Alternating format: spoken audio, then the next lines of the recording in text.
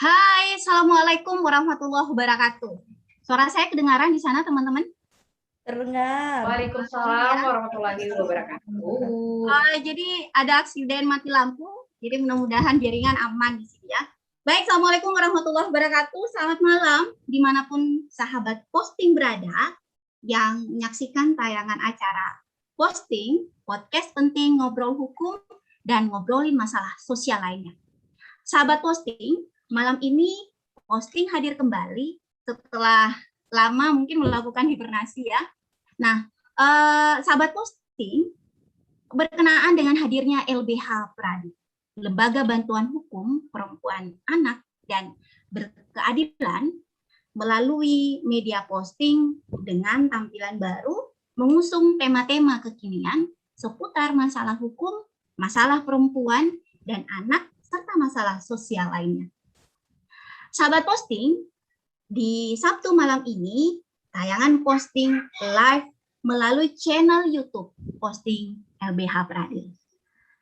Sahabat posting, wajah posting kali ini akan terus dibersamai dengan perempuan cantik, hebat, dan tangguh, sekaligus sebagai pendiri LBH atau Lembaga Bantuan Hukum Peradil Perempuan dan Anak Berkeadilan di Kota Kendari. Ya, beliau adalah Waode Zuliarti SHMH. Beliau ini adalah calon doktor hukum dengan kepakaran hukum perdata sebagai dosen di Universitas Halu Oleo. Apa kabar, Kak Jui? Assalamualaikum warahmatullahi wabarakatuh. Waalaikumsalam warahmatullahi wabarakatuh. Alhamdulillah, kabar baik. Hanya mohon maaf ya, ini kalau soalnya signal lagi timbul tenggelam, mungkin pengaruh malam minggu, trafficnya lagi lancar. Betul. Malam minggu kencang itu WA dan seterusnya ya bagi para insan yang sedang jatuh cinta mungkin ya. Oke, kemudian ada Bu dosen ya, Ibu Isnayanti atau Bu dosen Isna. Beliau ini calon doktor hukum juga, pakarnya nanti insya Allah di bidang tata negara, dan beliau masih jomblo, cantik, jomblo, pintar. Mungkin yang nonton ini silahkan mereferensikan beliau. Apa kabar, Isna? Alhamdulillah baik sekali Kak, terima kasih. Jualannya lumayan banyak ya Kak. Terima kasih Kak. Ya, mudah-mudahan tema ini kita ketemu jodoh juga ya. Ini ya Rabbal Alamin. Baik, selanjutnya ada pendiri yang paling muda di sini. Beliau ini adalah notaris di Kota Kendari. Beliau juga salah satu pendiri Lembaga Bantuan Hukum Peradil Perempuan dan Anak Berkeadilan. Beliau juga calon doktor hukum, konsentrasi di bidang perdata. Beliau Descika Gepi Justisia. Apa kabar, Dinda Cika? Assalamualaikum, kabar baik Ibu Ocha. Terima kasih atas undangannya hari ini. Oke, baik. Sebenarnya nggak diundang sih. Kita berempat ini akan terus membersamai sahabat posting di kegiatan atau di tayangan posting-posting yang akan datang. Baik, nah media ini sahabat posting juga sekaligus sebagai penerangan hukum, sosialisasi hukum yang sejalan dengan visi LBH Pradil, terwujudnya kehidupan yang aman, bebas dari ancaman, rasa takut, diskriminasi, dan terpenuhi hak-hak hukum perempuan dan anak. Baik, untuk selanjutnya, tema kita yang berjudul Perjanjian Pranikah. Bagaimana Bu Isna? Perjanjian pranikah boleh nggak sih atau penting nggak sih? Silakan Bu Isna. Untuk itu, kita akan bahas sesaat lagi setelah ini ya. Oke, baik. Pariwara berikut.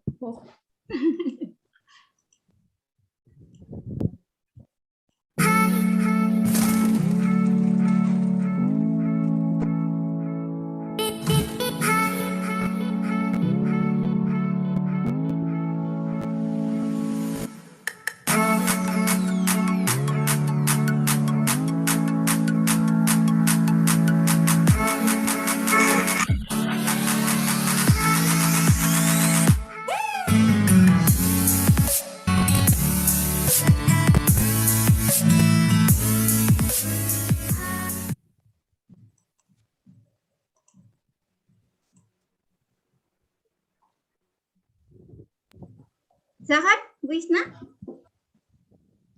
Ya, baik. Terima kasih, Kak Ocha. Assalamualaikum warahmatullahi wabarakatuh. Selamat malam dan tentunya selamat minggu, selamat malam minggu. Mohon maaf dan selamat weekend untuk teman-teman sekalian. Dibilangnya tadi Bu Ocha sahabat-sahabat posting. Baik.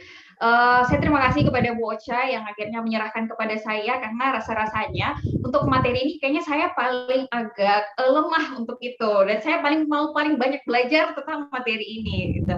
Ya, sahabat posting dimanapun kalian berada pada malam hari ini kita sudah tadi sudah disebutkan oleh Ibu Ocha mengenai sedikit temanya pada malam hari ini, yakni mengenai perjanjian pranikah. Penting nggak sih? Aduh, ya Allah, malam minggu kita harus membahas hal-hal yang cukup bikin saya kayak jadi down sedikit ya. Aduh, perjanjian pranikah ya Allah. Aduh, luar biasa. Terus ada Ibu Jui juga. Saya juga mau menyapa. Halo Kak, selamat malam. Halo. Halo, ya, Kak. Dan juga ada Bu Cika. Hai, selamat malam. Ya, malam ini kita katanya sih mau cerita-cerita ya Kak, Kak Ocha. Katanya malam ini kita mau cerita-cerita santai, cerita-cerita akhir pekan, dan tentunya bersama kita semua yang malam hari ini sudah hadir, dan juga mungkin teman-teman yang lagi nonton nih live kita yang melalui Instagram, YouTube, Facebook juga. Ayo, mari bergabung bersama LPH Pradil, kita cerita-cerita akhir pekan nih, biar malam minggunya lebih sedikit berkualitas, ya kan? Buat teman-teman yang mau mempersiapkan pernikahannya sebentar lagi, atau bahkan yang tadi sudah melangsungkan pernikahan, tahu-tahu, aduh kayaknya ini saya kekurangan materi tadi nih sebelum melakukan pernikahan, atau mungkin yang lagi pacaran saat ini yang kebanyakan diberi khayalan atau Janji palsu. Iya, janji-janji palsu. Ayo, mending sekarang lakukan perjanjian yang benar-benar perjanjian, yaitu perjanjian pranikah. Nah, perjanjian pranikah ini apa sih? Nah, perjanjian pranikah ini adalah suatu perjanjian yang dibuat sebelum pernikahan dilangsungkan dengan mengikat kedua belah pihak, calon pengantin yang akan menikah dan berlaku sejak pernikahan dilangsungkan.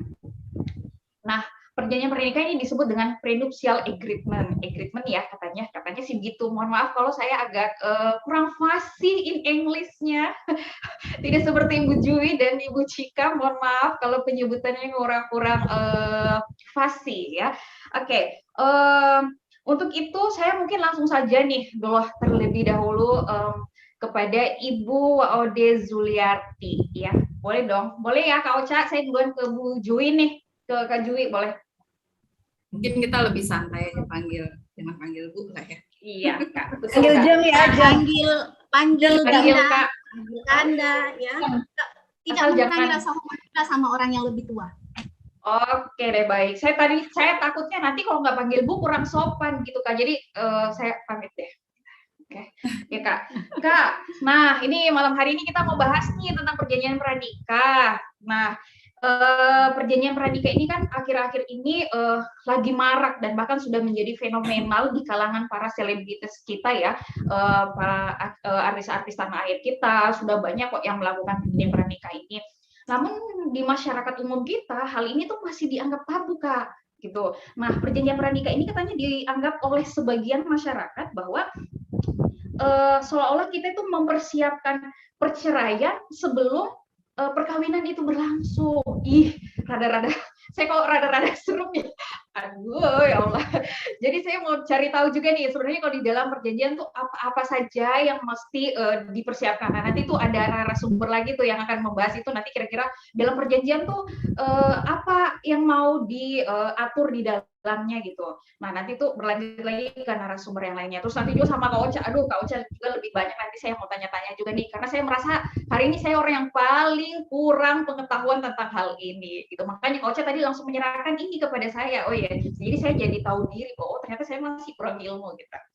Oke, kalau begitu saya langsung saja nih Kak Jui. Gimana Kak Jui? Tanggapan Kak Jui nih mengenai si perjanjian pranikah ini yang masih tabu di masyarakat kita. Baik, ini menarik ya. Jadi pada saat muncul ide, oh kita bahas prenuptial agreement, ayo. Kenapa? Karena memang menarik. Mungkin ya bagi sebagian orang ini masih dianggap hal-hal yang tabu. Karena seperti yang Isna bilang tadi, jadi seolah-olah kita itu sudah merencanakan bagaimana perceraian nanti bahkan sebelum pernikahan itu terjadi. Bahkan mungkin ditambah lagi, mungkin ada kesan pelit dalam tanda kutip ya, pelit gitu. Kenapa kok harta perlu dipisah-pisah? Kenapa hartamu hartamu, hartaku hartaku gitu? Intinya gini, kenapa di saat ya misalnya ada yang menggelar pesta perkawinan mewah, kok malah dipuja-puja sebagai, oh ini dream wedding, ini perkawinan impian, ya.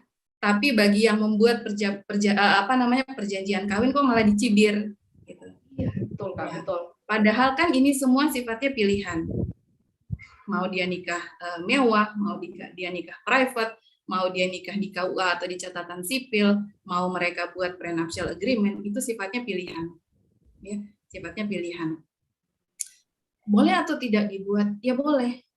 Boleh saja, tapi bukan merupakan sebuah kewajiban. Hanya saja bisa jadi mungkin tingkat urgensinya akan berbeda pada tiap-tiap pasangan, ya. Mungkin prenup mungkin doesn't sound romantic for marriage, ya. Dia tidak terdengar romantis sama sekali untuk sebuah perkawinan. Karena perkawinan itu mungkin di awal-awal atau menjelang perkawinan dipenuhi dengan kisah cinta yang romantis. Ya, tuh, dengan yang lagi di ghosting. Karena pernikahan itu, ya pernikahan kan bukan melulu soal cinta. Mungkin di awal-awal iya, oke. Tapi kedepannya seperti apa? Jadi kalau buat saya, bagi pasangan yang memang berani untuk membuat prenuptial agreement, menurut saya itu adalah pilihan yang cerdas. Kenapa? Karena punya benefit. Terlebih lagi bagi pasangan mungkin yang menikah dengan warga negara asing, atau mungkin pasangan yang keduanya atau salah satunya itu adalah pengusaha, atau mungkin mereka mau mendirikan usaha bersama. Gitu. Seperti itu. Kalau menurut saya sih begitu.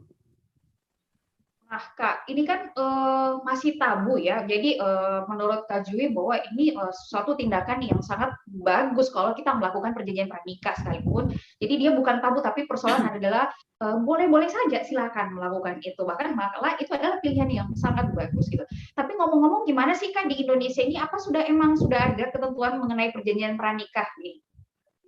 Oh iya, kalau prenuptial agreement itu atau biasa dikenal mungkin dengan perjanjian pranikah atau perjanjian kawin biasanya. Kalau kita ngajar hukum perdata gitu kan biasanya istilahnya perjanjian kawin atau perjanjian pisah harta gitu. Pengaturannya di mana sih? Gitu. Nah ini perjanjian kawin itu diatur di bab 5 atau di pasal 29 ayat 1, 2, 3, dan 4 Undang-Undang nomor 1 tahun 1974 tentang perkawinan. Ada bahwa perjanjian kawin itu dibuat sebelum perkawinan berlangsung atau pada saat perkawinan itu berlangsung.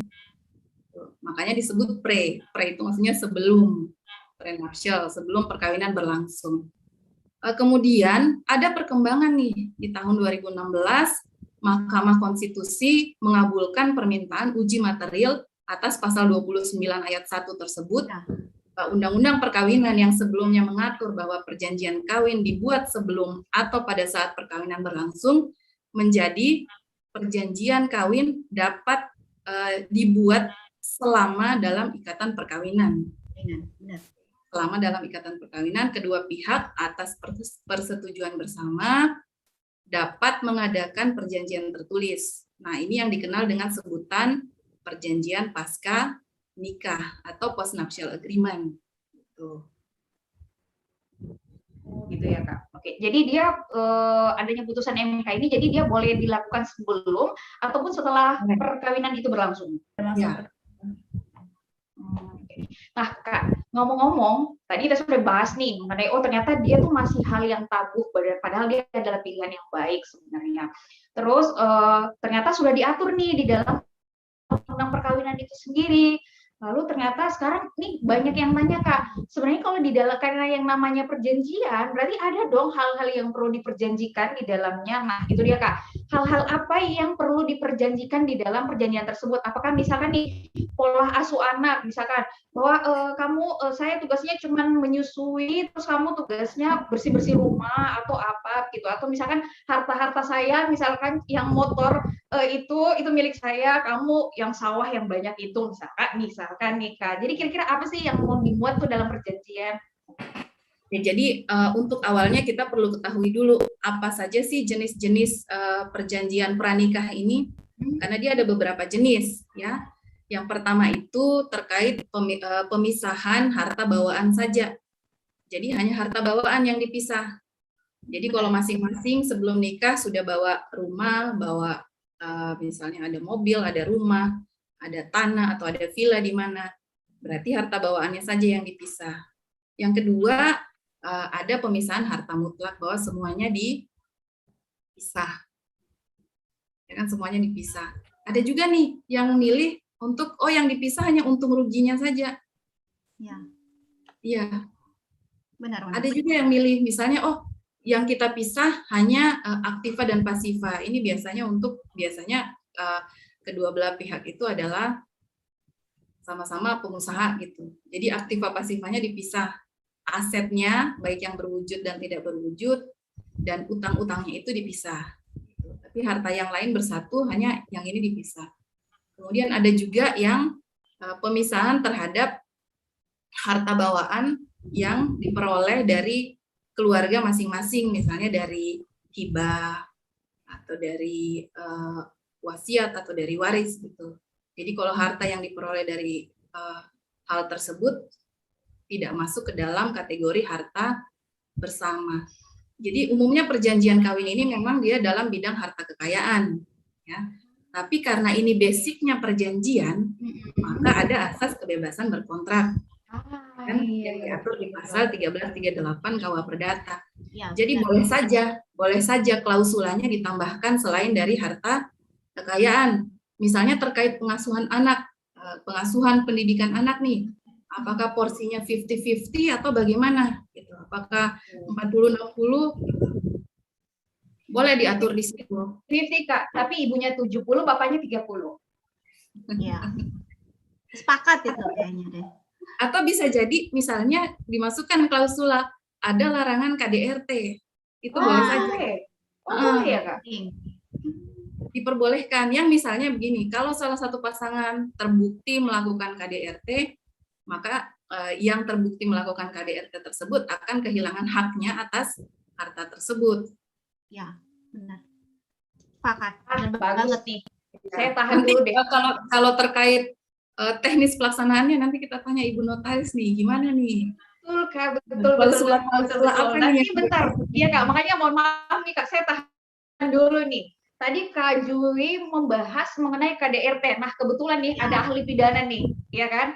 Saya mau langsung tanya deh. Kan tadi Kak Jui sudah merembet mengenai masalah KDRT, betul sekali. Selamat malam Kak Ocha. Aduh, cantik sekali malam hari ini. Terima kasih Isna yang cantik. Kak, tadi tuh Kak Jui sudah nyerempet sedikit mengenai KDRT Kak. Nah, emang sih Kak, sekarang tuh lagi rame tapi tidak salah juga sih para teman-teman kita yang memutuskan untuk menikah muda gitu ya. Cuman terkadang beberapa orang perlu bahkan sangat disayangkan karena angka perceraian saat ini lumayan tinggi Kak. Ya, karena yang pertama itu karena kekurangannya ilmu pengetahuan, selain mental juga ilmu pengetahuan hal-hal yang seperti ini tuh kurang dibahas, apalagi mengenai kekerasan dalam rumah tangga. Nah, tadi Kak Jui ternyata bilang bahwa oh dalam perjanjian pranikah itu pun bukan cuman harta bawaan saja, boleh juga karena kita menganut asas kebebasan berkontrak, ya kan, termasuk untuk menghindari hal-hal yang misalnya KDRT yang terjadi di dalam rumah tangga, Kak. Ya. Karena kita tahu ya Kak bahwa semua orang itu selalu sangat ingin mempertahankan perkawinannya, ya kan. Seperti misalkan nih saya punya dream wedding tuh bahwa oh setelah menikah ini pasti hidupnya akan romantik terus nih. Oh ternyata tidak akan ada ujian-ujiannya nih, ya kan. Oh ternyata semuanya akan berjalan lancar begitu saja. Nah tahu-tahu di suatu hari kita tidak pernah tahu kan Kak, tiba-tiba akhirnya dor, ya kan. Kita diuji dan akhirnya kita memutuskan untuk bercerai karena adanya kekerasan dalam rumah tangga, gitu kan. Nah, yang akhirnya perkawinan yang jadi ujung tombaknya, Kak. Ya kan? Nah, begitu saya mau tanya, Kak Ocha, karena kalau bicara KDRT, bicara kekerasan, rata-rata tuh perempuan korbannya. Iya dong? Ya, rata-rata tuh korban perempuannya. Iya kan? Benar. Nah, saya mau tanya ke Ocha, dalam konteks pemberdayaan perempuan, apakah perjanjian pranikah ini bisa menjadi alat perlindungan perempuan dari segala kemungkinan terjadinya kekerasan dalam rumah tangga? Gimana pendapat Ocha? Benar-benar. Tapi perlu saya notice dulu bahwa dalam pernikahan itu tidak selalu indah seperti story semua orang ya. Tidak selalu indah seperti reels yang kita lihat di Instagram. Jadi pernikahan itu ya jangan ngelihat status orang, wah saya ingin menikah karena kelihatannya bahagia, tidak. Tapi menikah itu mengalami pasang surut. Pernikahan itu mengalami romantika dan kesulitannya masing-masing. Jadi jangan menganggap bahwa ketika menikah persoalan selesai dan hidup akan indah seperti di surga layaknya Romeo dan Juliet. Jadi gini, mengenai pertanyaan yang tadi ya, jadi saya sih melihatnya bahwa perjanjian pranikah ini sebenarnya masih agak khususnya di wilayah di daerah di ketimurannya kita itu dianggap masih terlalu sensitif untuk dibicarakan. Tapi sebenarnya ini sangat penting. Kenapa sangat penting? Karena sebenarnya beberapa persoalan itu bisa dibicarakan lebih awal. Bisa ibaratnya kita bisa menerawang persoalan apa yang akan terjadi dan bisa dicarikan solusi lebih awal melalui perjanjian pranikah. Jadi namun dalam konteks budaya kita perkawinan itu kan dianggap sesuatu yang sakral ya, dianggap sesuatu yang suci, agung, oleh karena perkawinan itu mestinya harus dijaga dalam sebuah perkawinan. Nah, namun persoalannya kan banyak kenyataan yang ada di masyarakat. Tragisnya karena tadi Isna menyebut bahwa korban KDRT lebih banyak dialami oleh perempuan atau istri, ya sepertinya memang betul. Nah, tidak jarang perempuan yang berusaha untuk tetap survivor, untuk tetap bertahan memperjuangkan ikatan pernikahannya itu mengabaikan situasi yang dia alami meskipun terjadi kekerasan terhadap dirinya. Nah, dalam konteks pemberdayaan perempuan, perjanjian pranikah ini justru bisa dijadikan alat perlindungan bagi perempuan dari segala kemungkinan terjadinya kekerasan dalam rumah tangga. Seperti yang Kak Jui sampaikan tadi, bahkan bukan hanya persoalan materi yang diperjanjikan kan, benar kan Kak Jui? Benar. Ya, tapi urusan apakah bagaimana pengurusan anak, bagaimana mengurus rumah dan seterusnya, meskipun barangkali kita tidak bisa kita tidak bisa menafikan ada konteks gender di situ, ada memang fitrah perempuan di situ, tapi perjanjian pranikah juga bisa menjadi alat perlindungan perempuan dari segala kemungkinan terjadinya kekerasan dalam rumah tangga. Ada beberapa poin sih yang sebaiknya masuk dalam perjanjian pranikah dan menjadi hal yang penting. Pertama, dalam membuat perjanjian pranikah itu harus dipertegas betul persoalan poligami. Nah kan, persoalan poligami ini kan biasanya banyak yang menjadi pemicu ya terjadinya keretakan dalam rumah tangga. Persoalan keuangan, persoalan karir, persoalan pendidikan. Nah, persoalan-persoalan tersebut itu yang yang dianggap menjadi pemicu dan dianggap menjadi potensi terjadinya kekerasan dalam rumah tangga boleh dimasukkan ke dalam perjanjian. Bahkan jika perlu pembagian kerja. Jadi perempuan tidak mesti harus ditempatkan terus dalam wilayah domestik. Ya. Bahkan jika perlu pembagian kerja juga menjadi hal yang penting dalam poin perjanjian yang dibuat dalam perjanjian pranikah. Jadi seperti itu, Isna. Oke, Kak. Baik. Jadi ternyata bahwa perjanjian pranikah ini bisa menjadi salah satu bentuk perlindungan terhadap perempuan. Nah, tadi kita sudah bahas mengenai harta, Kak, ya kan? Jadi ada konsekuensi yang memang diatur di dalam perjanjian pranikah ini. Yang pertama adalah harta, ya kan? Terus mengenai kekerasan dalam rumah tangga yang berimpact kepada perempuan itu sendiri. Jadi dalam bentuk perlindungan terhadap perempuan. Nah, kita udah bicara harta, bicara perempuan. Lalu bagaimana, Kak, dengan anak? Ya, kalau berbicara, ya. Iya, Kak, silakan, Kak. Ya, kalau berbicara tentang anak, saya mengutip tulisan dari Muhammad Afandi Nawawi ya, bahwa perjanjian pranikah itu sangat erat kaitannya dengan dua konsekuensi hukum. Pertama berkaitan dalam suatu perkawinan ya. Pertama terkait dengan status anak sebagai hadiah atau sebagai perkawinan, benar, dan juga harta ya. Nah, tentu saja dalam KUHP kan diperjelas tuh ada harta bawaan dan harta bersama. Saya yakin Bu Cuwi dan Bu Cika ini paham benar karena beliau ini konsennya di bidang perdata. Nah, jadi jika harta bawaan dan harta bersama ini jelas-jelas diperjanjikan dalam pranikah, tentu saja jika terjadi persoalan hukum di kemudian hari, itu sudah ada base-nya, sudah ada legal standing-nya yang disepakati bersama. Nah, bagaimana mengenai anak? Nah, kalau mengenai anak sendiri, tentu saja biasanya dalam perkawinan atau perceraian itu kadang yang menjadi sengketa juga tentang hadana, tentang hak asuh anak. Olehnya itu, dalam perjanjian pranikah juga bisa disepakati bahwa jika terjadi persoalan di kemudian hari, anaklah yang sebenarnya harus dijadikan prioritas utama jika ada anak, bukan harta. Ya, bukan harta. Jadi anak ini tidak boleh kekurangan kasih sayang meskipun terjadi perpisahan, meskipun terjadi divorce. Jadi anak harus jelas posisinya sebagai yang paling terpenting dalam satu perjanjian pranikah dibanding dari harta. Jadi tanggung jawab terhadap anak mengenai bagaimana biaya hidupnya, ya kan? Bagaimana biaya pendidikannya? Berapa besar sih kontribusi orang tua nantinya jika misalnya amit-amit terjadi perpisahan, perceraian, itu sudah harus diperjanjikan misalnya dalam perjanjian pranikah. Agar apa? Agar kesejahteraan anak-anak tetap tercukupi secara lahir maupun juga batin, gitu.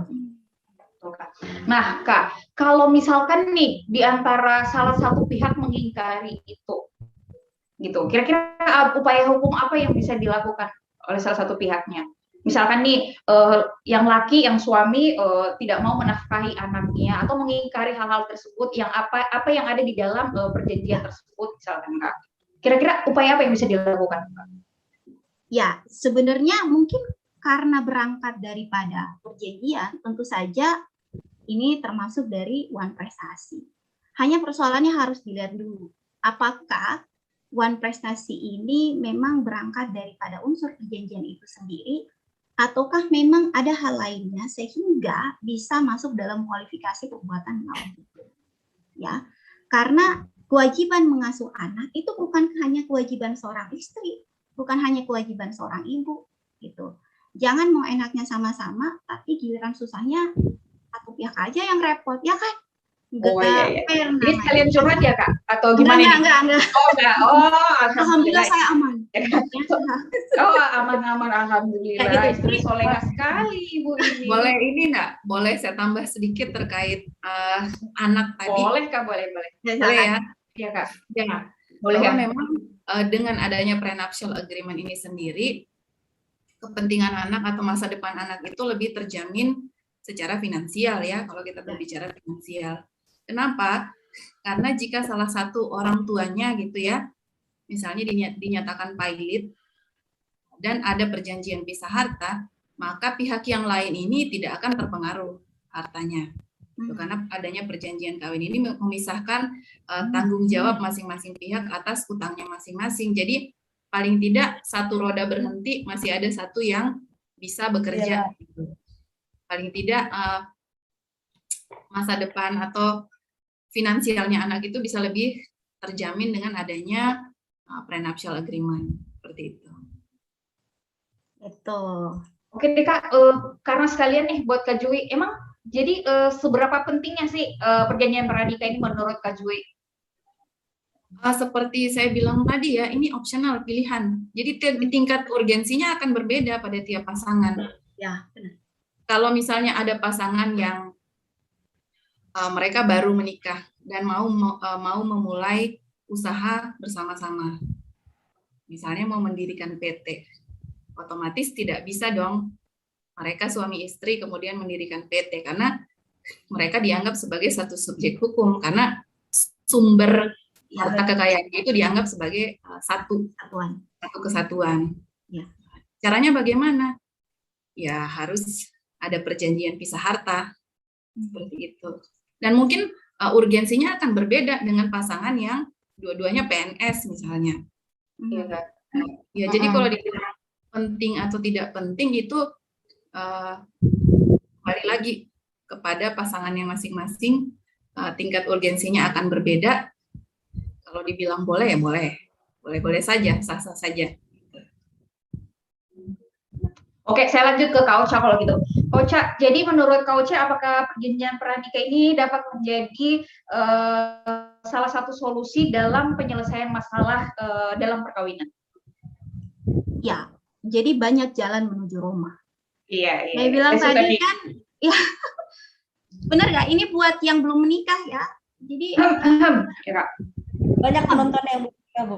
Ya, maksudnya iya, yang belum menikah, yang menonton khususnya yang belum menikah. Nah, ini salah satu jalannya supaya bagaimana masyarakat teredukasi, bagaimana masyarakat bisa meminimalisir terjadinya kekerasan dalam rumah tangga. Salah satunya sebenarnya membuat itu, gitu, dengan mudah membuat itu.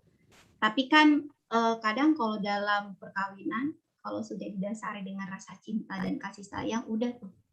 Kepercayaan sudah penuh dan apa yang akan dipikirkan di masa depan itu belum terdeteksi sama sekali gitu loh. Jadi saya pikir dengan dibuatnya perjanjian pranikah, meskipun tadi disampaikan sama Kak Jui kalau ini sifatnya opsional, justru juga dianggap sebagai sesuatu yang dapat digunakan untuk meminimalisir terjadinya kekerasan terhadap, sebenarnya bukan, jadi kita tidak juga bisa mengkualifikasi kejahatan atau kekerasan dalam rumah tangga itu hanya ditimpakan kepada istri, tapi juga bisa saja terjadi pada pihak suami, bisa jadi terhadap anak, bisa jadi terhadap orang di lingkungan rumah tangga itu sendiri. Jadi memang dalam perjanjian pranikah itu diupayakan, memang diperjanjikan jika kekerasan itu jangan sampai terjadi kepada seluruh anggota keluarga yang ada dalam lingkup rumah tangga tersebut, gitu. Oke deh Kak, terima kasih Kak. Kalau gitu saya lanjut lagi bertanya kepada salah satu narasumber lagi nih, ya sebagai salah satu pelaku kayaknya begitu, karena menurut informasi dan aturan yang beredar bahwa proses pembuatan perjanjian pranikah atau pra-pernikahan ini harus disahkan di depan pihak yang berwenang. Ya. Nah, untuk itu telah hadir adik. Kalau ibu mah kayaknya terlalu formal ya, ada Dix. Iya, saya mau langsung tanya saja nih sama adik nih, sama Cika. Bagaimana peran notaris dalam pembuatan perjanjian pranikah ini? Oke, baik Kak. Sebelum saya menjelaskan mungkin bagaimana proses pembuatan perjanjian pra-perkawinan atau prenuptial agreement itu tadi, bagi saya pribadi untuk perjanjian pra-perkawinan itu penting ya. Kalau bagi saya, karena menurut saya pemisahan harta sebelum perkawinan itu merupakan hal yang esensial di dalam suatu perkawinan, karena betul seperti kata Ibu Ocha dan Ibu Jui tadi bahwa perkawinan itu tidak melulu soal cinta, dan lain-lain sebagainya, karena untuk perjanjian praperkawinan ini merupakan tindakan yang preventif begitu ya, untuk mengantisipasi terjadinya konflik-konflik yang mungkin saja akan terjadi pada saat perkawinan ini berlangsung. Nah, untuk perjanjian praperkawinan itu sendiri sebenarnya sih tidak masalah jika perjanjian tersebut dibuat di bawah tangan. Akan tetapi untuk keabsahan dan kepastian hukumnya, ya alangkah baiknya jika perjanjian tersebut dibuat di hadapan notaris, karena perjanjian perkawinan kan dia akan dicatatkan begitu. Untuk isinya sekarang itu sepanjang pengetahuan dan pengalaman saya sempat melihat beberapa draft dan kebetulan ikut menyusun perjanjian praperkawinan teman saya, kebetulan baru menikah 2020 lalu. Di dalam perjanjian praperkawinan itu justru dia tidak membahas sama sekali mengenai pembagian atau pemisahan harta kekayaan mereka. Padahal dua-duanya sudah bekerja. Ya, betul. Wow. Sama sekali tidak ada, Kak Isna, di dalam perjanjian praperkawinan itu yang menyebutkan mengenai pembagian harta. Jadi di dalam perjanjian itu mereka menyebutnya kesepakatan bersama. Jadi di dalam kesepakatan bersama. Jadi di dalam praperjanjian tersebut, karena betul kata Ibu Jui tadi bahwa kita menganut kebebasan berkontrak, artinya para pihak bebas untuk menentukan apa saja isi di dalam perjanjian sepanjang dia tidak bertentangan dengan norma-norma yang berlaku, kesusilaan dan lain-lain ya. Itu juga ada di dalam pasal 29 Undang-Undang Perkawinan. Jadi di dalam perjanjian tersebut justru yang menjadi inti dari perjanjian mereka adalah tidak diperbolehkan adanya yang pertama perselingkuhan. Itu yang paling pertama. Jadi itu adalah pemikiran dari calon pengantin yang wanita. Jadi tidak diperbolehkan adanya perselingkuhan. Jadi mungkin angka perselingkuhan memang lebih banyak di kalangan pria ya kali ya. Makanya dia emang benar-benar mengkanter dirinya di bagian situ, perselingkuhan. Terus kemudian yang kedua adalah yaitu tadi seperti yang dijelaskan sama Ibu Ocha bahwa suaminya tidak boleh melakukan KDRT, baik itu pemukulan maupun mengeluarkan kalimat-kalimat kasar yang mungkin nanti akan didengarkan oleh anak-anaknya. Mungkin apa yang ditakutkan adalah kesehatan mental anak-anaknya terganggu. Kemudian yang ketiga adalah mengenai pola asuh. Itu dijelaskan di dalam perjanjian mengenai pola asuh anak. Yang keempat adalah mengenai pendidikan. Jadi dari anak tersebut kecil hingga nanti dia dewasa semuanya sudah terjamin di dalam perjanjian tersebut bahwa suami istri atau ayah dan ibunya selama masa perkawinan ataupun jika nanti ada perpisahan, perceraian begitu, maka mereka akan sama-sama menanggung biaya pendidikan anaknya. Terus kemudian yang terakhir itu jika saya tidak salah ingat mengenai ganti kerugian.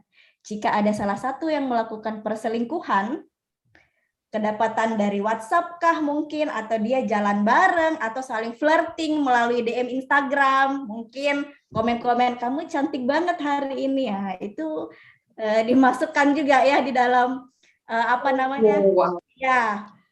perjanjian itu. Dalam perjanjian itu. Barang siapa yang melakukan perselingkuhan, terus kemudian KDRT, terus kemudian tidak ikut berpartisipasi dalam pola asuh anak yang baik, kemudian yang terakhir itu poligami, maka salah satu pihak harus mengganti kerugian sebanyak 2 miliar rupiah. Ini ya, perdata ya, semuanya kan lapangan harta kekayaan, jadi dia tidak akan jauh-jauh dari duit. Ya. Jadi di situ tertuang semua 2 miliar rupiah. Jadi memang untuk perkembangan prenuptial agreement ini sangat menarik karena tidak melulu mengenai harta kekayaan, ternyata dia juga berkembang mengikuti perkembangan zaman. Begitu saya pikir Ibu Kaisna. Terima kasih. Wow, luar biasa. Ibu Cika, sampai akhirnya saya rasanya tidak mau dan tidak perlu bertanya lagi. Sudah sangat lengkap tadi Kak Jui sudah banyak menjelaskan. Kirain rasanya ingin cepat-cepat menikah gitu ya. Saya baru ngomongnya gitu, mau ngomongnya gitu. Ya. Tapi gini nih, Karena tadi kan kita udah bicara tentang untung ruginya, kita bicara tentang pentingnya mengenai perjanjian pranikah. Nah ini kan kalau dari sisi menguntungkan atau tidak, apakah misalnya saya tanya secara pribadi, misalnya ke Isna, nggak apa-apa ya, ke Cika, dengan adanya perjanjian pranikah, jika nanti menikah, apakah ini masih bisa dilakukan dalam konteks ketimuran kita, ataukah ada gini loh, ada anggapan dan tanggapan yang kita ini dianggap terlalu materialistis, terlalu berhati-hati, dan seakan-akan menganggap bahwa perkawinan itu rapuh dan seterusnya. Gimana pendapat Isna? Kalau saya kayak ya aduh, ini kok saya balik ditanya ya. Saya jadi gemetar sedikit ini, Kak. Iya. Aduh, kalau menurut saya katanya sih jodoh tuh tercerminan diri sendiri ya, gitu. Jodoh tuh cerminan diri sendiri, termasuk dengan pola pikir. Saya melihatnya bahwa pernikahan itu bukan mencari sosok suami, tapi juga partner yang bisa diajak sharing atau diskusi gitu. Apalagi sebelum melakukan pernikahan gitu. Kita artinya kan seperti Kak Ocha, Kak Jui udah yang pernikahannya udah belasan tahun, ya kan? Pasti udah melalui banyak gelombang asmara di dalamnya, ya kan? Ya memang apalagi pernikahan yang saat ini tuh sudah beda Kak sama zaman pernikahan yang kakak-kakak dulu jalanin begitu. Ya kan Kak? Karena sekarang seperti tadi yang Bu Cika bilang bahwa salah satu faktor atau pengaruh itu adalah pengaruh media sosial gitu Kak. Jadi media sosial ini bisa membuat kita menjadi tambah smart atau menjadi tambah stupid gitu. Ya kan? Nah, kalau menurut saya kalau misalkan insya Allah nih Allah ngasih jodoh nih, mungkin saya pasti akan melakukan perjanjian pernikahan nih Kak. Karena saya yakin pasti pasangan saya akan sepakat dengan apa yang saya pikirkan gitu. Karena dia kan cerminan diri saya nih. Kalau dia nggak asik diajak diskusi untuk ini, kayaknya saya udah out duluan nih Kak. Tapi karena tadi Bu Cika ngomong bahwa ini adalah hal yang penting, saya pasti ikut Bu Cika nih. Bu Jui juga menyebutkan bahwa kalau dilakukan ini akan menjadi adalah satu tindakan yang smart. Saya mau jadi orang smart Kak. Saya nggak mau jadi orang yang stupid. Gitu. Jadi saya pasti akan melakukan perjanjian. Gitu. Nah untuk jodoh saya di mana berada saat ini, ya. Jadi saya pasti akan melakukan perjanjian pernikahan ini karena bukan cuma masalah. Jadi bukan karena masalah harta, tapi juga adalah mengenai pola asuh anak, Kak. Karena saya tahu bahwa banyak teman-teman saya atau banyak ibu di luar sana, teman-teman kaum perempuan di luar sana yang stres, Kak, bahkan itu mengalami baby blues dan selain sebagainya ya, Kak. Itu juga pola asuh anak itu, Kak. Ya kan? Dia ingin bekerja, tapi akhirnya menyeret dia ke dalam pernikahan, perkawinan yang mengharuskan dia kodratnya untuk mengurus anak, Kak.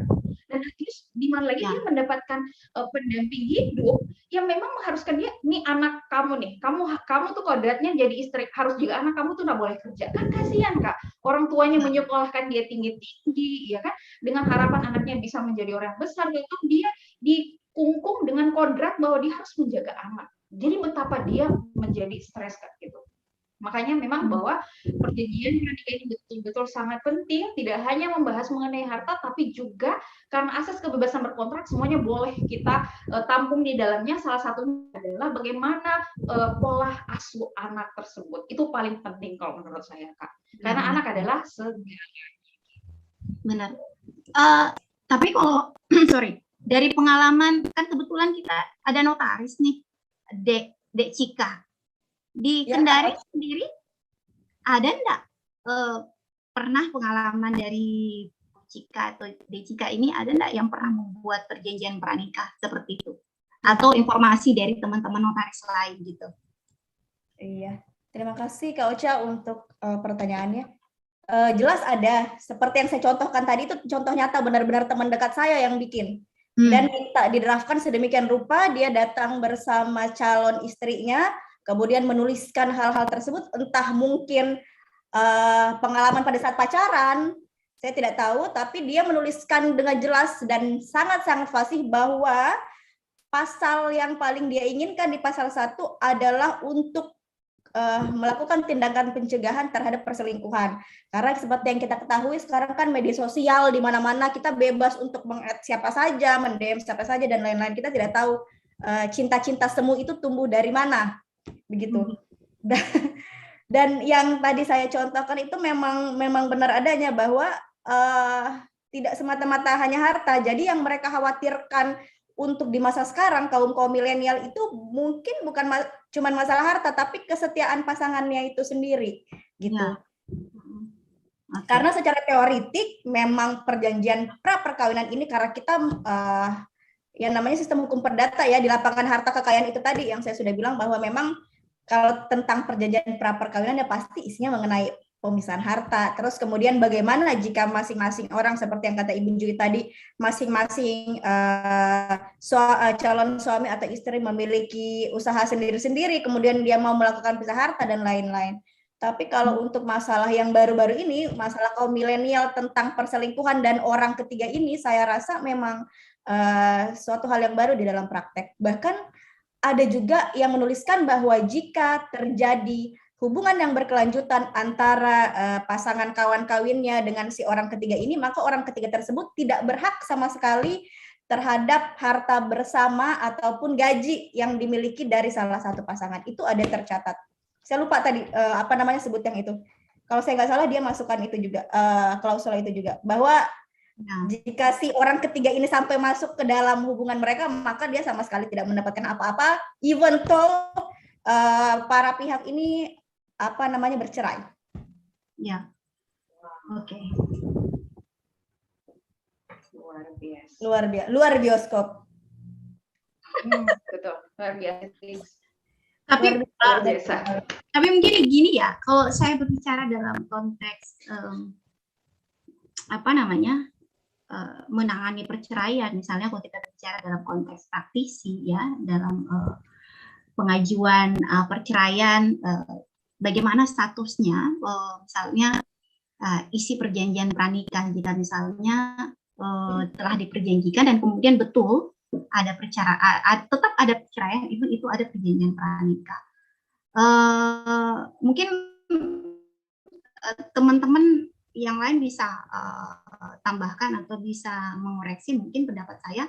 Ini kita berbicara tentang jika ada akibat, meskipun ada perjanjian pranikah, ya maksudnya. Jadi eksistensi perjanjian pranikah itu sendiri kalau menurut saya tetap harus diakui, tetap harus dipertimbangkan dan tetap harus menjadi alat bukti yang sah yang harus menjadi pertimbangan hakim. Karena tentu saja perjanjian pranikah ini juga menjadi tidak menyimpang karena merupakan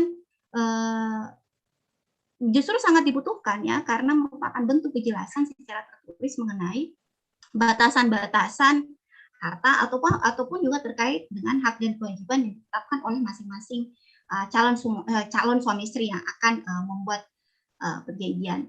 Nah, kita tidak bisa tahu bagaimana perkembangan zaman kemudian, tapi memang perlu diberikan pemahaman mengenai perjanjian pranikah ini, jadi tidak dianggap sebagai sesuatu hal yang tabu di era modern yang saat ini, gitu. Ya guys, cukup luar biasa pada malam hari ini. Ya Allah, di saat semua orang malam minggu kumpul-kumpul sama keluarga, terus teman-teman juga yang pasti lagi nonton live YouTube kita pasti, wow, ternyata luar biasa. Pembahasan malam ini ternyata cukup memberikan banyak pengetahuan lagi untuk mempersiapkan diri dalam melanjutkan ke tahap jenjang yang paling serius dalam hubungannya, yakni dalam pernikahan gitu. Aduh, kayaknya Coach, ini waktu kita ya, Ibu Cika mungkin udah ada janjian juga ya malam minggunya. Saya jadi tidak enak gitu kok. Nanti ada hiruk pikuk lagi gitu kan. Ini kenapa lama sekali di sini udah minggu ini ya. Jadi mungkin Bu Cika juga mau bermalam minggu, Coach juga mungkin mau bersama suami tercinta ya, dan anak-anak. Lalu juga Kak Jui dan selalu dan pastinya biasanya sama saya Kak, tapi malam hari ini kita bisa dulu ya Kak. Split. Biasanya kita ada di bak semangat nih Kak, tapi malam hari ini tiba-tiba saya jadi orang yang mau jadi orang yang pintar ini. Tiba-tiba saya harus banyak bertanya dan kita harus terpisah malam ini. Mungkin juga Jui mau kumpul sama anak-anak tercinta dan saya juga mungkin akan merenung di dalam ruangan ini bertapa untuk hasil dan membaca pertanyaan-pertanyaan dari teman-teman yang ada di YouTube pada malam hari ini. Ternyata banyak pertanyaan. Banyak banget. Betul. Kayaknya mahasiswa-mahasiswa perlu mendengar tema kali ini supaya bisa dijadikan bahan skripsi kali ya. Karena kebanyakan perdata sekarang ambilnya perlindungan konsumen ya Ibu Jui ya. Iya, ini Betul. tema yang menarik sebenarnya. Betul. Jadi Luar kurang bervariasi. Mungkin perjanjian pra perkawinan ini bisa menjadi salah satu bahan yang menarik mungkin kalau ada yang mengangkat. Kadang kalau tema perkawinan yang dibahas tuh kawin lari. Aduh pusing deh. Pelarian hukum adat ya, di-cross lagi sama hukum adat ya. Benar. Ini kalau saya jadi anak perdata, pasti itu judul yang saya akan masukkan. Saya udah mulai tertarik ini, ya kan? Perjanjian pra perkawinan kayaknya perdata saya pasti ajukan judul tentang pernikahan ini. Tapi ini ada menariknya mungkin sebelum ditutup atau mungkin juga ini bisa menjadi pembahasan kita yang di pertemuan berikutnya, mungkin ya di posting berikutnya terkait dengan bagaimana dengan pernikahan beda agama. Nah kan, bagaimana dengan pernikahan beda agama? Bagaimana bisa jadi tema baru nih. Iya kan, status harta dan kemudian agama anak, apakah bisa ditentukan dibagi-bagi? Ini kan juga bisa dikaitkan dengan perjanjian pranikah, tapi ini kayaknya pembahasannya harus kita kulik lebih dalam, kita kulik lebih luas gitu, supaya lebih selesai. Kak mungkin bisa masuk ke HTM bagi ini deh, teman-teman yang pacaran terus membangun bisnis bareng-bareng. Iya. Political merit Kak, political merit bisa juga dimasukkan political merit itu ya judulnya. Perkawinan berdasarkan unsur politik, orang tuanya ketua DPR, terus ada kontrak politik ya. Adalah unsur pemerintahan ya kan itu banyak ya. Kak Ocha ya, political merit. Banyak. Kayak sinetron Indosiar, tapi di zaman modern. Politikal. Siapa tahu ada yang bisa mengangkat Ibu Ju ya, menarik gitu. Partai apa dan partai apa dinikahkan anaknya, terus kemudian nanti gimana pembagian suaranya? Jadi bukan cuma perkawinan beda agama ya. Jadi ada juga perkawinan beda partai politik. Beda partai benar. politik. Wow. PTN paling. Atau bisa juga pernikahan koalisi ya. Pernikahan koalisi. Betul. Pernikahan koalisi. Betul. Ya, untuk anak-anak perdata dimanapun kalian berada, dengarkanlah ibu-ibu dosen ini. Ya, kalian harus menyimak dengan baik. Saya sudah dapat 4 judul bahkan dengan duduk di sini sudah dapat 4 judul. Tapi jangan sampai setelah mendengar ini malah berpikir ulang lagi, aduh kayaknya sulit nih kalau saya menikah begini, banyak sekali aturan dan sebagainya. Justru ini malah menjadi solusi gitu, malah menjadi pembahasan yang bagus. Lagi kan biasanya katanya orang kalau di masa pacaran berbeda, ya kan? Pada saat perkawinan mungkin dia jahat, pada saat masih pacaran dia baik. Itu solusi juga perjanjian pra perkawinan ini. Kita kan tidak tahu di dalam pikiran orang ada apa. Bisa saja dia mau antar-antar kemana saja. Pas udah nikah dia nggak mau antar-antar lagi. Dia dapat cewek di Instagram, di TikTok, boh. Ya, justru janji-janjinya yang selama pacaran itu kemudian dibakukan dalam sebuah perjanjian tertulis gitu loh. Itulah asas kebebasan berkontrak. Jadi kan deskripsi malah hal seperti itu nih yang bisa dituntut. Jadi ada konsekuensi hukumnya. Kalau cuma dijanji nikah aja, iya saya akan nikahi kamu. Saya akan nikahi kamu, ternyata besoknya yang dinikahi orang lain mau menuntut dengan cara bagaimana gitu. Ini menarik ini. Nangis di belakang. Wow, ayo guys. Ini perlu didengar calon-calon guys. Ayo. Satu poin pentingnya bahwa kalau prenuptial ini jangan lupa untuk didaftarkan. Ya, betul. Supaya punya kekuatan mengikat. Ya, bisa legalisasi di Notaris Jessica gitu. Nah, Ada Ibu Destika. sekali. Ada Ibu Destika. Oke deh. Luar biasa. Terima kasih. Tapi sebelum kita tutup nih, kan ini posting ceritanya. Kita harapannya posting ini tetap mengudara, ya. Jas Insya Pepa Allah. Jaya Mahe ya. Insya Allah, Tetap insya Allah. mengudara. Insya Allah, Kak, ya. Artinya gini, eksistensi LBH Pradil meskipun tidak hanya sebatas pendampingan hukum, konsultasi hukum, masyarakat, khususnya untuk perempuan dan anak, sebagaimana konsen kita mendirikan LBH ini, tapi juga informasi ini juga bisa dijangkau dan dilihat dan didengar oleh semua orang, bahkan di seluruh dunia. Nah, mungkin kita bisa punya harapan, masing-masing bisa menyampaikan harapan yang apa gitu untuk posting untuk LBH Pradil agar menjadi doa dan kita bisa eksekusi dan bisa menjadi ini ladang amal jariah untuk membantu sesama. Mungkin Isna silahkan. Ya, baik. Terima kasih Kak Ocha. Kalau saya secara pribadi punya harapan besar terhadap LBH Pradil ini, karena saya tahu bahwa LBH Pradil ini berangkat atas dasar keikhlasan kita untuk membantu para teman-teman kita, kaum-kaum perempuan serta anak-anak kita, ya kan, karena banyaknya terjadi kekerasan terhadap mereka gitu. Jadi saya berharap bahwa LBH Pradil ini dapat menjadi perpanjangan tangan Tuhan untuk dapat membantu teman-teman kita di luar sana gitu. Serta LBH Pradil ini juga tidak hanya membahas mengenai kekerasan atau membantu teman-teman kita untuk berjuang di jalur hukum, tapi juga tempat sharing kita untuk diskusi, ya kan, dengan segala macam topik hukum yang ada itu bisa didiskusikan melalui posting ini, gitu. Atau bahkan mungkin juga tidak hanya melalui Zoom ini, mungkin juga ada teman-teman di luar sana yang mau ajak kita diskusi di warung kopi, boleh sekali. Nomor saya tertera sebagai Humas LBH Pradil, mungkin boleh, silakan.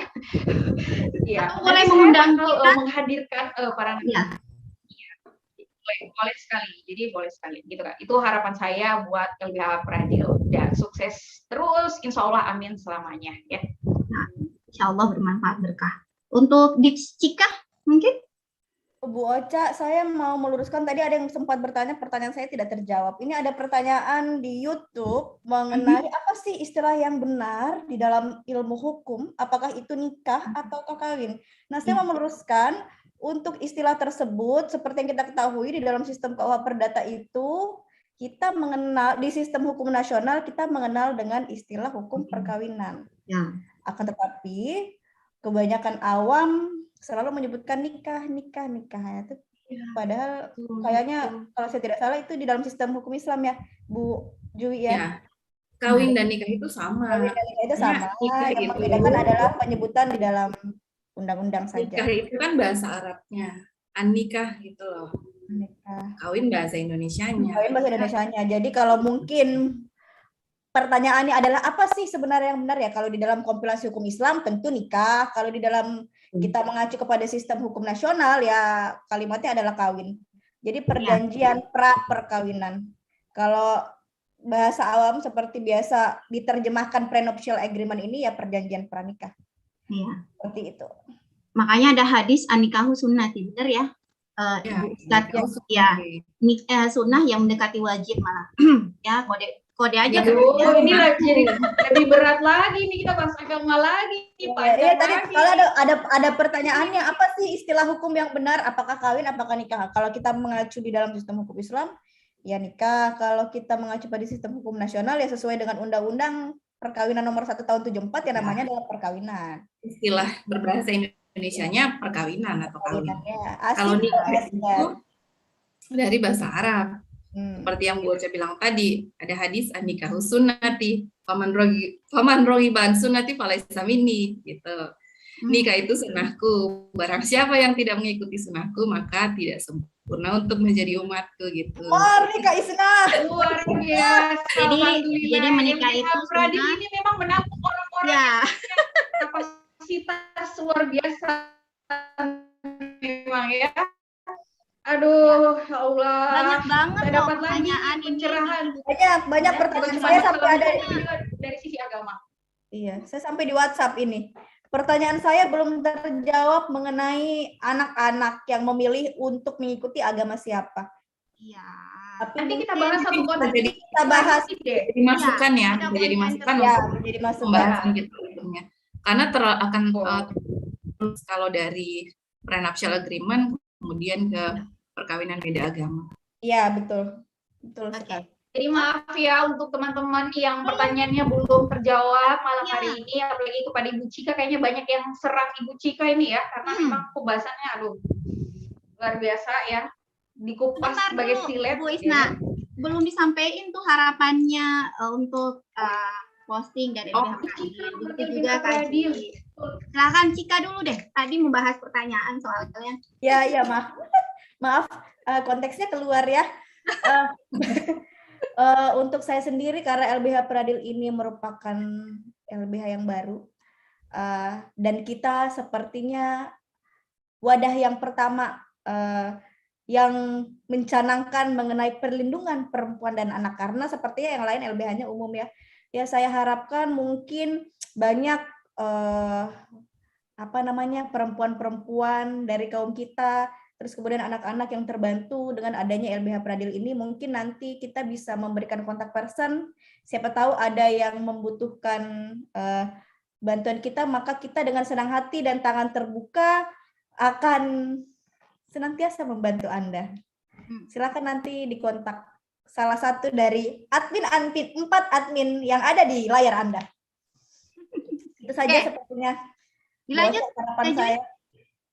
Terima kasih, Dek. Lanjut, Nah, Dek. intinya harapannya sama ya, kita semua sama. Mudah-mudahan adanya LBH Pradil ini bisa mengedukasi, ya, bisa menjadi wadah untuk mengedukasi khususnya perempuan dan anak, ya. Tapi bukan berarti tidak mengedukasi kaum laki-laki, enggak. Tuh. Jadi untuk semua, khususnya untuk perempuan dan anak. Karena seperti kita ketahui, kalau kita berbagi ilmu, kita sharing, mudah-mudahan harapannya ke depan bisa menjadi amal jariah buat kita semua, buat bermanfaat sampai di akhirat nanti ilmunya. Insya Allah. Amin. Amin. Amin ya rabbal alamin. Saya sih harapannya yang realistis, ya. Semoga Bu Isna bisa segera disumpah, segera menjadi Amin. Segera melakukan perjanjian pranikah. Yes. Dan yang itu paling utama, segera beredar undangannya. Begitu pun untuk Bu Cika. Amin ya rabbal alamin. Ya, saya sih berharapnya ya gimana ya. Jadi ini LBH Pradil juga kita terbuka buat teman-teman yang ingin bergabung bersama kami dalam hal memberikan pelayanan terhadap masyarakat dengan latar belakang hukum dan sebagainya. Jadi kita dengan tangan terbuka, kita akan berdiskusi, mencoba meneliti lebih dalam atau bisa membantu orang-orang yang ternyata butuh penerangan hukum khususnya perempuan dan anak. Oke, saya persilahkan mungkin Bu Isna yang tutup atau saya nih, Isna? Ya silakan Kak, boleh Kak. Oke, good. Baik, terima kasih teman-teman. Sudah jam 9:06, tapi rasanya cepat sekali ya, karena mungkin Kak perbincangan kita ini menarik dan sayang sekali banyak banget nih pertanyaan di Instagram. Insya Allah mungkin kita akan buatkan sesi tersendiri ataukah kita buatkan konten tersendiri terkait dengan tema pertanyaan yang dianggap memang butuh penjelasan dan menampilkan ahli. Karena kita ini sebenarnya bukan ahli ya teman-temannya, kita ini hanya memiliki pengetahuan yang cukup untuk diberikan kepada disebarkan informasinya kepada teman-teman. Dan kita juga masih dalam tahap belajar, masih tetap terus belajar, masih tetap menjadi pembelajar. Baik, teman-teman, terima kasih untuk waktunya malam ini. Selamat bermalam minggu buat yang ingin malam minggu, ya, dan selamat berhibernasi ataukah merenung buat yang ingin merenung, dan semangat dan selamat berkumpul dengan keluarga buat yang ingin berkumpul dengan keluarga. Semua kita selalu sehat dan dalam lindungan Allah Subhanahu wa Ta'ala, dan posting terus mengudara serta LBH Pradil bisa eksis dan bisa memberikan manfaat bagi sesama. Baik, teman-teman, sahabat posting, saya tutup acara ini dengan ucapan Assalamualaikum warahmatullahi wabarakatuh. Selamat malam, sampai ketemu dengan posting-posting berikutnya. Sampai jumpa di akhir pekan berikutnya. Stay safe guys. Sebentar, saya share dulu. Oke.